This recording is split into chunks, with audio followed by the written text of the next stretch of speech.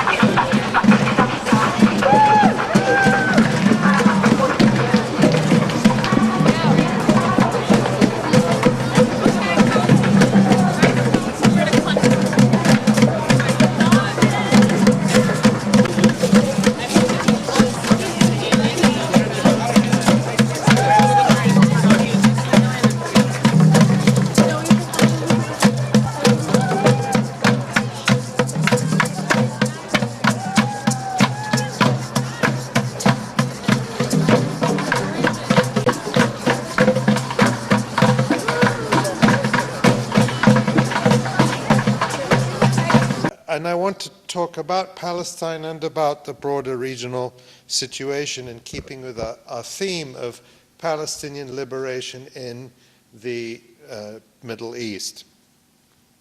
The discussion that we've just had now, I think, was a very good one, and it saved me a lot of work, because I think a fundamental point that I wanted to make, but I think we've just heard it exposed very well, is that the whole notion of a two-state solution, I think, has now faded into the past. I know people keep saying time is running out, but time ran out a long time ago. Even if you even if you thought that a two-state solution was possible, then I think that very few people still accept that. But even the language you use when we say two-state solution, when you say solution, it begs the question of what is the problem that we're trying to solve. And I think that this is a moment where the problem is coming back into much sharper focus. And this has a lot of implications, obviously, for what happens in Palestine, but also in how we do our advocacy here in the United States. In the past, when I was growing up, you would hear language in the media or in academic discussions about the Palestinian problem or the refugee problem. And this is language that sometimes passes without note. But if you talk about the Jewish problem or the black problem, all of a sudden people will take notice and say, well, what do you mean the Jewish problem? Jews aren't the problem. African Americans aren't the problem. The problem is bigotry. The problem is racism. The problem is the denial of the rights of African Americans if we're talking about civil rights. The problem is anti-Semitism if we're talking about the persecution of Jewish people in Europe. And so we immediately understand this language to be out of sync with our values.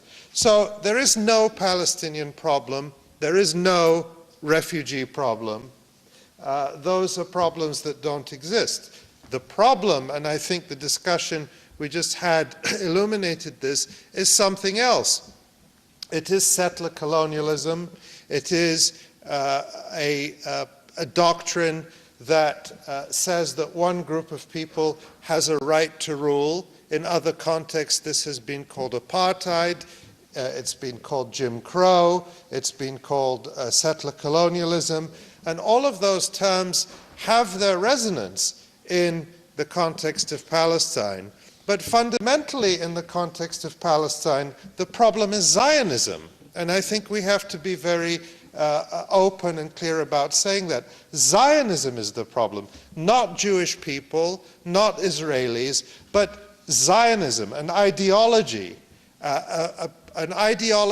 and violent political practice aimed to implement this ideology. And the ideology says that Jews all over the world constitute a nation, and that this nation has a right to self-determination in Palestine, and that this self-determination must take the form of a state in which Jews have a majority so that they can exercise political, cultural, and economic control over the state. And that this is a fundamental right that cannot be questioned, that is called Israel's right to exist as a Jewish state.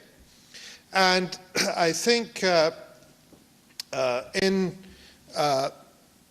we heard this discussion previously, but in my forthcoming book, the Battle for Justice in Palestine, I have a chapter called "Does Israel Have a Right to Exist as a Jewish State?"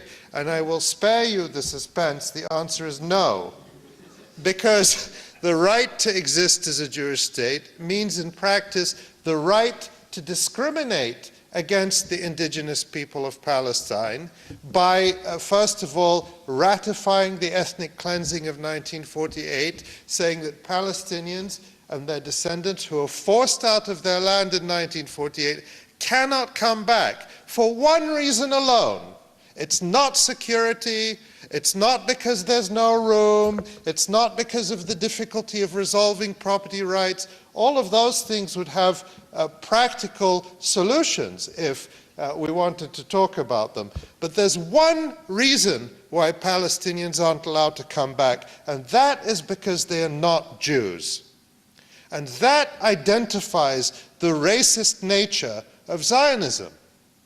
That 1.7 million people are caged into the Gaza Strip, cannot enter and leave, cannot go to study abroad, cannot travel easily to get life-saving medical treatment. I know many people personally in that situation for one reason alone, because they're not Jews. If those 1.7 million people in Gaza, or the millions more Palestinians living in refugee camps in Lebanon, in Syria, in Jordan, all over the world, if they were Jews, Israel would welcome them back. It would pay for them to come back. And Israel sometimes, they say, well, there's nothing extraordinary about this. Many countries have laws which, have some kind of right of return or law of return, and Israel's no different. We're a nation, we were established, and we're bringing back Jews. There's nothing wrong with that. They cite the example of Ireland. They say, well, if there's anyone in this room with Irish heritage, you might know that if you have a grandparent born in Ireland, then you have a right to get Irish citizenship. And once you have Irish citizenship, you can live anywhere in the 27-member EU. That's a tip some of you might want to look into, because they have health care in most of those countries. And you don't have to go to a website for it. But there's no analogy there to Israel's so-called law of return, because the Irish law is not racist. They don't ask you, was your grandparent Catholic? Or was your grandparent, Celtic? They don't care. Your grandparent could be Protestant, they could be African, they could be of Spanish descent. The Eamon de Valera, one of the longest-serving presidents of de Valera, not a typically Irish name. His father was Cuban. So it's not a racist law. It's a law that says any person whose grandparent was born in Ireland can claim citizenship. So Israel stands exceptional as an exception, the only state that in the world that grants citizenship based on, I don't want to say religion because it's not really religion. You can't just show up and say, I profess myself to be a Jew. Israel defines Judaism as a genetic condition. And so it's a kind of ethno-racial citizenship. And recently, you may have read that the Israeli Supreme Court once again, this is a long-going legal battle that's been going on since the 1970s, once again denied to a group of Israeli citizens the right to be registered as having Israeli nationality. Can you imagine this? Israel is the only country on earth that does not recognize its own nationality. You cannot be registered in your passport or identity card or in the population registry as Israeli. You have to be assigned a racial category, Jewish, Arab, Druze, and so on and so forth. Why is this? It's fundamental. The Supreme Court said it, that if we recognize an Israeli nationality that is not differentiated in these racial terms, then all hell would break loose. All of a sudden, everybody would be getting access to land and to decent education instead of the current system where the best is reserved for Jews. Now, this is exactly like, in this aspect, not everything in Israel is like in apartheid South Africa, but this one is. And when I was in South Africa a few years ago and I visited the Apartheid Museum in Johannesburg, when you enter the museum, one of the first experiences you go through is you see all these, they're enlarged, these identity cards of South Africans, you know, from the apartheid era, where you see the race recorded on the identity card. And the stories they tell is that, you know, the racial classifications determined everything about your life, but they determined not just where you lived, but where you could work, but even if you could live with your family. And so the bureaucrats who registered someone, you know, they might register the rest of the family as white, but one person as colored. All of a sudden they can't live together. So you'd have families petitioning to be reclassified. A white family trying to get itself classified as colored so it wouldn't live together, or a colored person and so on. So this is what these Israeli laws remind us of. When the state determines what your racial grouping is and then decides what rights you get based on that determination. It's the most anti-democratic thing you can imagine. And Israel's the only state that does that and also claims to be an exemplary democracy. So the problem is Zionism. None of this is necessary. I agree with a lot of the discussion that we heard in the last session. It is possible to think about a decolonized society in which Jews, Palestinians, people of whatever background, however they got there, can build a future based on equality, cultural equality and diversity. Now, not everything in a culture has to be preserved. A lot of present-day Israeli culture is based on domination. That has to go. That part of the culture has to go. As the parts of American culture, the way of life that people wanted to preserve in Mississippi and Alabama had to go. and as whites in South Africa are still learning to give up supremacist aspects of their culture, and to build a new culture from elements that are non-discriminatory, that can include, of course, language and religion and traditions that are not built on oppressing other people. I think that's entirely possible. And in the book, I talk about some of those issues from Ireland after the Belfast Agreement and in South Africa. I won't say much more about that now in the interest of time. But I think it's important to be able to understand that this supremacist ideology is what stands in the way of people living together. It's not that there are Jews in Palestine. It's not that Palestinians and Jews can't live together, that there's some kind of alien species that can't mix. That's historically not true, and it doesn't mesh with the best of human experience. Now, this focus on Zionism, which I think is coming back, or let's say I think Zionism is coming back into focus as the problem, although not everyone is comfortable talking about Zionism openly, as I think we should. But it has some implications. The growth, I think our discussion today, in a way, has focused a lot on the role of states. And I think we have to bring the balance back, in a sense, to what people and civil society can do. And one of the, I think, very positive developments in the past few years has been the growth of the boycott, divestment, and sanctions movement in the United States and around the world. And I also write a lot about that. And I think it's had a tremendous impact in terms of changing the discourse on college campuses in the United States, in churches, and really now starting to feed into the general culture.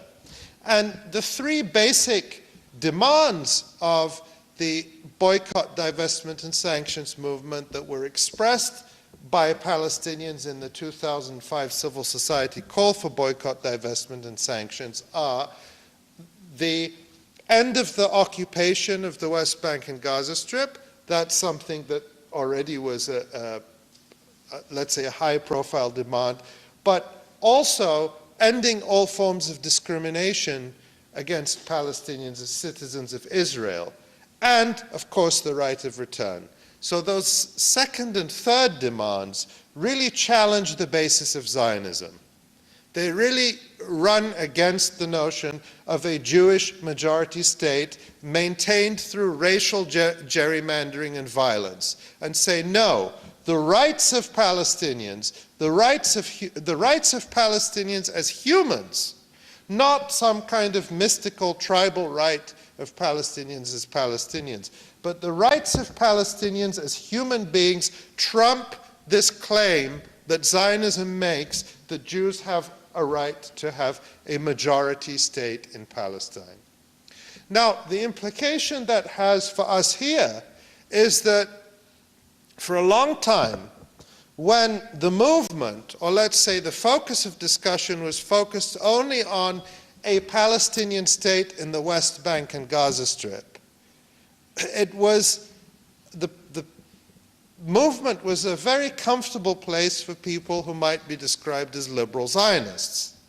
Because now, really, the main argument for a two-state solution is a Zionist argument, that unless we get rid of a Zionist argument and a racist argument, let me be clear about that, that says unless we get rid of all these Palestinians and give them a state, then there will be too many Palestinians and they will swamp the Jewish state, and if we give them the vote, then they will, of course, naturally not vote to keep giving Jews a monopoly on power and wealth and privilege.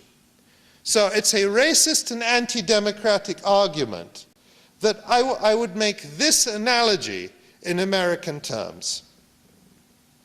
That when the civil rights movement emerged, if the liberal response had been, Of course, liberals resisted civil rights until it became inevitable, and then they became the champions of civil rights. But there's no need to go into that now. But imagine the response had been, okay, you don't like Jim Crow, you don't like segregation, which, by the way, wasn't just in the South, it was all over the country. And Chicago, where I live, is still the most racially segregated city in the country as a result of that. But, you know, so the response would have been, you don't like Jim Crow, you don't like segregation, okay, we will take a part of Alabama and we will declare it to be a Negro state. And all Negroes in the United States will have citizenship in the Negro state. And if they want to vote, that's great, they can vote there. Of course, everyone would have understood that to be a thoroughly racist idea whose aim is to secure and legitimize white supremacy, while denying the possibility of full citizenship to African Americans and redefining American citizenship as whiteness. And of course, that's exactly what South Africa tried to do in the 1970s when it set up the so-called Bantustans. And that's exactly what the two-state solution is today for Zionists, and they say it openly, that if Palestinians want to have a state and feel national pride, they can do it in their own little state. And some go even further, like Tzipi Livni, the current Israeli justice minister, which says not only would Palestinians already living in the West Bank and Gaza have citizenship in the Palestinian state, but we might also take away the citizenship of Palestinians who are now citizens of Israel and give them citizenship in the Palestinian state, so that Palestinians living in Israel, in their native land, say, for example, in Nazareth or Akka, would now become foreign residents with citizenship in another state. And how long would it be before the Israelis say, well, your time is up, we're canceling your residency card now, but look, you have a state over there. You can go there. This is what the two-state solution is now. So, that was a slight detour from the point I wanted to make, but I'll come back to it now. So the implications in this movement are that there is no possibility, those who support this kind of two-state solution, groups like J Street, who are very open about it, who talk about Palestinians using the racist language of demographics, we're not on the same side. And that's okay. We don't have to pretend to be on the same side. We have to be very clear that this is a movement, if that's what we want to be part of, a movement for universal rights, a movement for Palestinian rights based on universal rights, a movement that is capable of being inclusive of everyone, a movement that doesn't abhor the idea of babies being born just because they're a different religion or from a different ethnic background. A movement that can imagine a future in which everybody can live together, despite the enormous challenges of decolonization. That's what this movement is about. And it's anathema to liberal Zionism. Liberal Zionism is about separation. It's about maintaining privilege, and it's about cloaking it in the conceit that while building an apartheid state, we are also liberal Democrats and deserve to be treated as wonderful progressive people. And I think the moment we're in, the death of the two-state paradigm takes away that cloak. And it's causing some friction sometimes within this movement when people really have to lay their cards on the table and say, well, what are you for? Are you actually for universal rights, or are you using opposition to the occupation and calls for a Palestinian statehood actually to cloak an agenda that is racist? So that's an important point I want to make, is that we can't be afraid of that discussion, and I think it's fine to have it. It's fine to disagree about these things. I want to talk about the broader regional context, and some of that has already been touched on in the discussion that we had. That back in early 2011, when the first stirrings of what have been called the Arab uprisings or revolutions began, I think people had a great deal of hope. And when you fast forward to today, a lot of that hope has been dashed for reasons that I think are well known, which of course includes not least the horrifying civil war in Syria, where now more than several million people, I think one of the speakers before said 2 million, but I think it's more than 2 million people are refugees. And half of the Palestinians in Syria, according to UNRWA, the UN Agency for Palestine Refugees, there are 435,000 registered Palestinian refugees in Syria. Half of them have been displaced. So, you know, Palestinians are experiencing a new catastrophe along with millions of Syrians. And so this looks like a particularly depressing picture. I think it's important to mention that whereas the United States government always says it's on the side of democracy, the actual practical experience, not just in the past 3 years in the Arab world, but also going back many decades in the world, is that the United States has never stood on the side of democracy anywhere.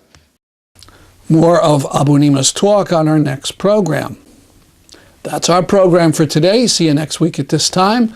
I'm Stanley Heller, and this is The Struggle.